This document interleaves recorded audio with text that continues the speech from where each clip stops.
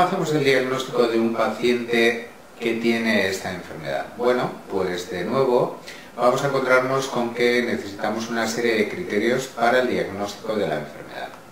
Están estos criterios diagnósticos en una tabla, en el libro, los vamos a resumir de la siguiente manera. Si os dais cuenta, decíamos que la enfermedad cutánea aparece en el 80% de los casos. Recogen 4 manifestaciones cutáneas dentro de las manifestaciones que aparecen en primer lugar para el diagnóstico de la enfermedad. Eritema malar, erupción discoide, fotosensibilidad y úlceras orales. 4 primeras manifestaciones, por lo tanto, cutáneas. A continuación aparecen manifestaciones inflamatorias de distintos órganos que también son muy características. Afectación articular, decíamos que aparecía en la mayoría de los casos, se incluye la artritis para el diagnóstico. Afectación cardiopulmonar, frecuentemente en forma de serositis, pleuritis o pericarditis, se incluye como sexto criterio. Enfermedad renal aparece en la mitad de los casos, se utiliza como séptimo criterio.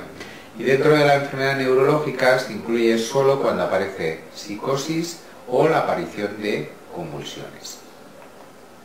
Para acabar, la enfermedad hematológica también es recogida entre los criterios diagnósticos.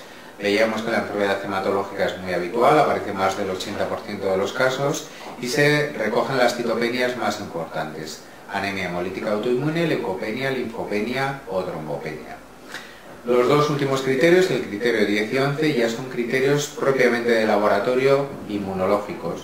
Entonces vemos que aparecen anticuerpos específicos de la enfermedad, como los anticuerpos anti-ADN de doble cadena, los anticuerpos anti-SM y anticuerpos antifosfolípido. Y en el último criterio, tener anticuerpos antinucleares.